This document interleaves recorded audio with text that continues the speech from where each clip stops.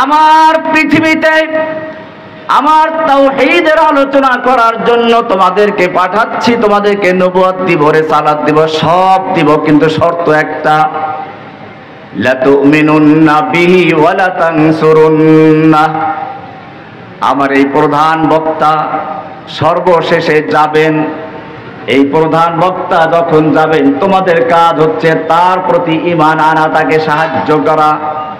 লা তুমিনুন্না বিহি ওয়া লা তানসুরুন্নাহু। আমার প্রধান মেহমান যখন যাবেন তখন তোমাদের নবুয়ত থাকবে না, রিসালাত থাকবে না, সব কিছু বাতিল হয়ে যাবে। তোমাদেরকে সেই নবীর প্রতি ঈমান আনতে হবে। লা তুমিনুন্না বিহি ওয়া লা তানসুরুন্নাহু, তার প্রতি ঈমান আনতে হবে, তাকে সাহায্য করতে হবে। কে বলছেন? কাদের সামনে? সব নবীদের সামনে। আল্লাহ রাব্বুল আলামিন পরিষ্কার জানিয়ে দিলেন, লা তুমিনুন্না বিহি ওয়া লা তানসুরুন্নাহু। আমার প্রধান বক্তা যখন যাবেন তখন তোমাদের কাজ হলো তার প্রতি ঈমান আনা, তাকে সাহায্য করা। আআকরারতুম, তোমরা কি মেনে নিচ্ছ? সব নবীরা বললেন ক্বালু আকরারনা, আমরা মেনে নিচ্ছি। بعده ولا رسالة بعد رسالتي ولا شفيع له بعد شفيعتي صلى الله تعالى عليه وعلى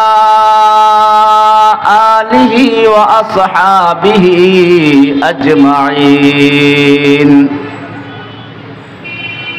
أما بعد فأعوذ بالله من الشيطان الرجيم.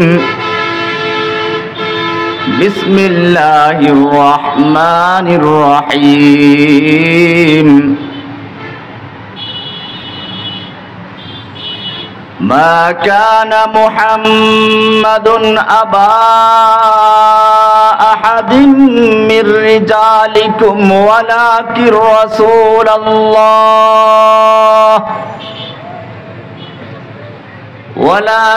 رسول الله وخاتم النبيين. وقال سبحانه وتعالى محمد رسول الله والذين معه أشداء على الكفار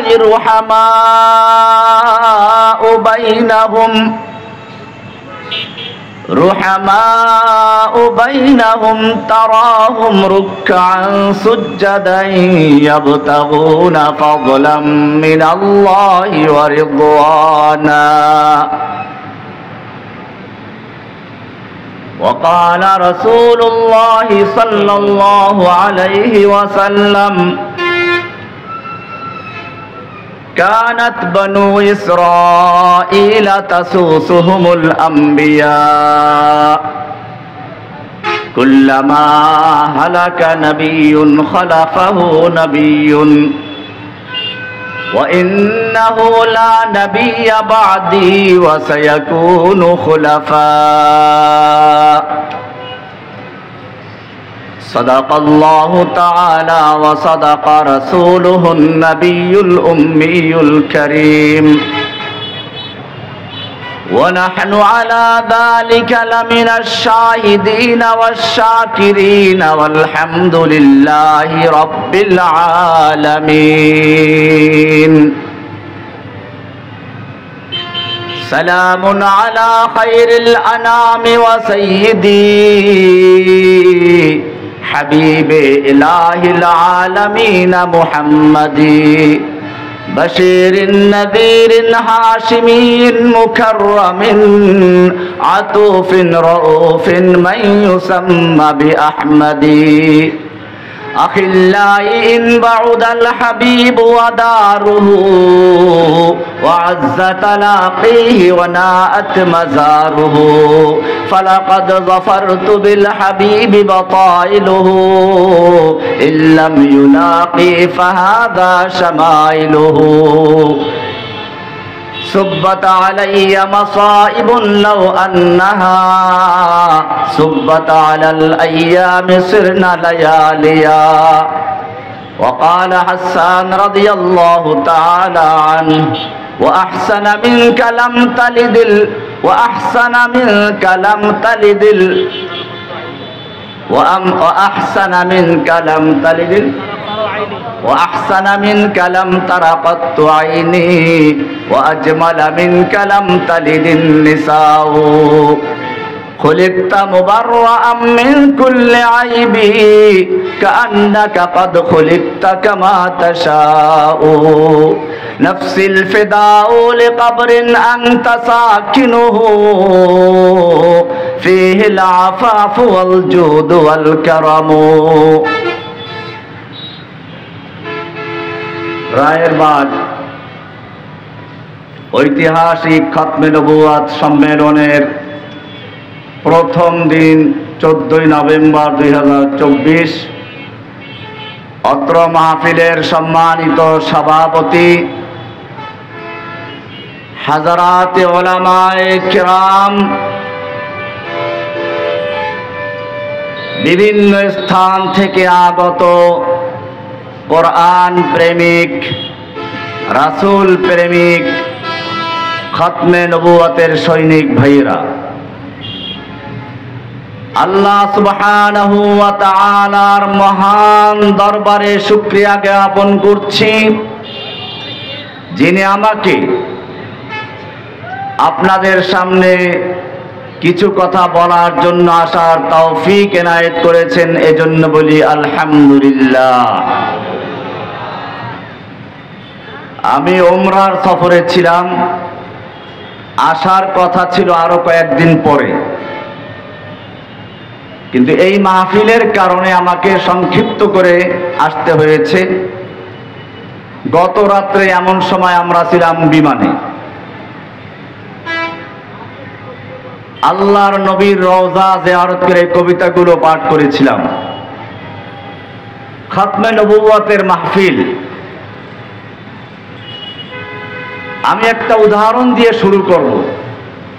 একটা মাহফিলে পোস্টার করা হয়, পোস্টারের উপরে হেডলাইনে একজন বক্তার নাম থাকে। আজকেও যেমন উপরে প্রথম দিনের উপরে নাম আছে একজনের, নিচের দিকে অনেক বক্তাদের নাম আছে।